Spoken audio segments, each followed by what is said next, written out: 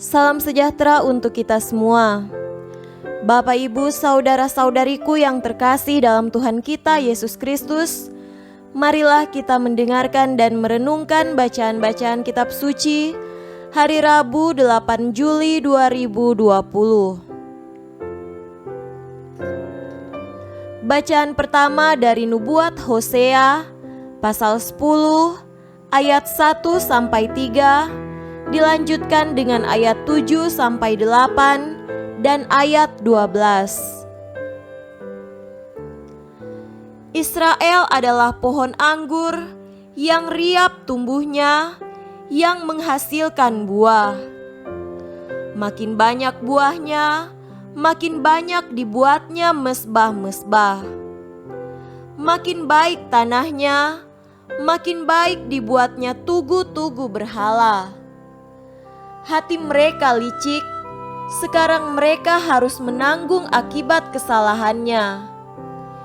Dia akan menghancurkan mesbah-mesbah mereka, akan meruntuhkan tugu-tugu berhala mereka. Sungguh, sekarang mereka berkata, "Kita tidak mempunyai raja lagi, sebab kita tidak takut kepada Tuhan. Apakah yang dapat dilakukan raja bagi kita?" Samaria akan dihancurkan, rajanya seperti sepotong ranting yang terapung di air. Bukit-bukit pengorbanan Awen, yakni dosa Israel, akan dimusnahkan. Semak duri dan rumput duri akan tumbuh di atas mesbah-mesbahnya. Dan mereka akan berkata kepada gunung-gunung, "Timbunilah kami." Dan kepada bukit-bukit, "Runtuhlah menimpa kami." Menaburlah bagimu sesuai dengan keadilan, menuailah menurut kasih setia. Bukalah bagimu tanah baru, sebab sudah waktunya untuk mencari Tuhan, sampai Ia datang dan menghujani kamu dengan keadilan. Demikianlah sabda Tuhan. Syukur kepada Allah.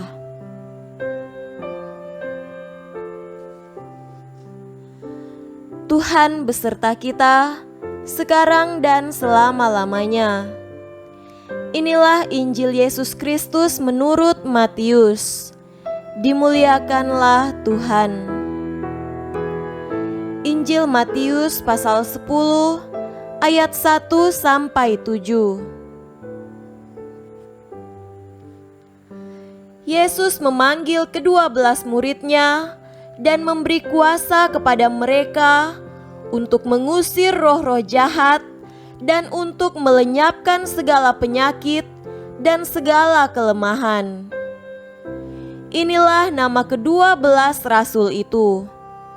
Pertama, Simon yang disebut Petrus dan Andreas saudaranya, dan Yakobus anak Zebedeus dan Yohanes saudaranya, Filipus dan Bartolomeus, Thomas dan Matius pemungut cukai, Yakobus anak Alfeus dan Tadeus, Simon orang Selot, dan Yudas Iskariot yang mengkhianati Dia.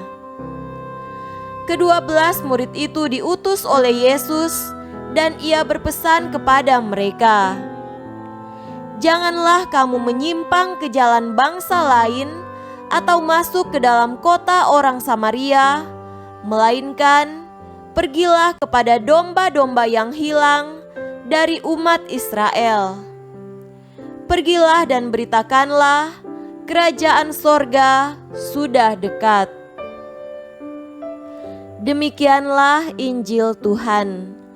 Terpujilah Kristus.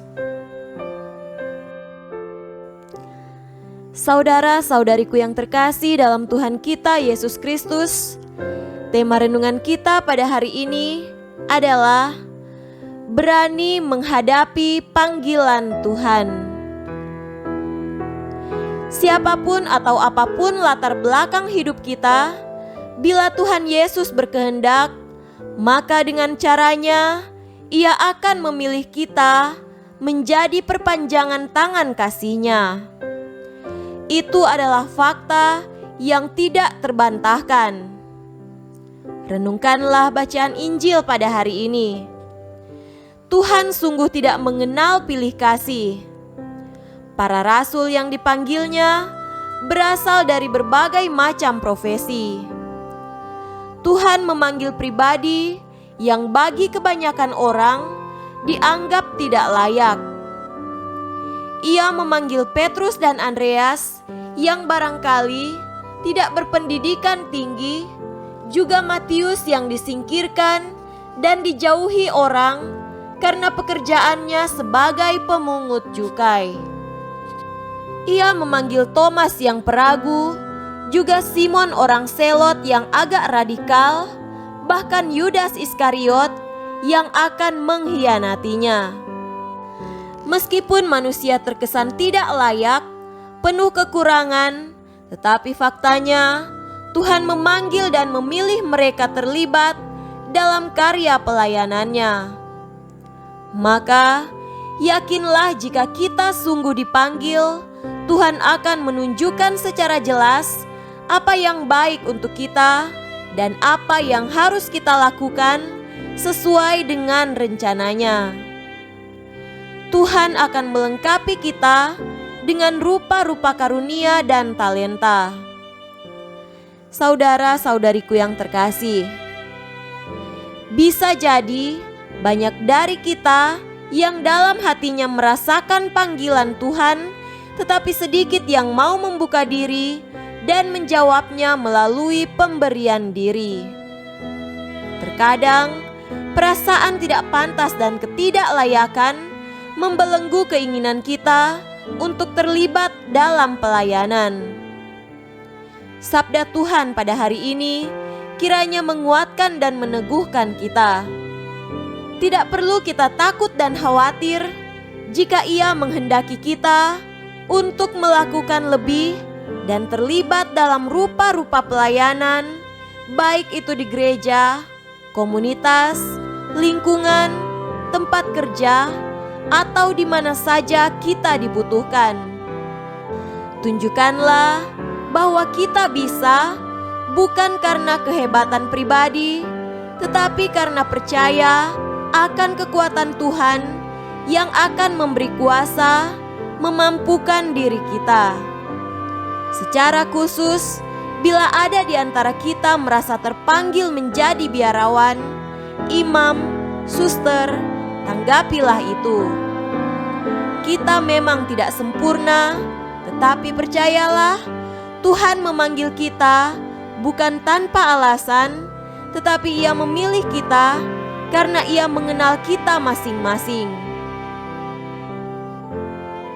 Biarkanlah Tuhan memakai kita untuk kemuliaan kerajaan-Nya. Semoga demikian.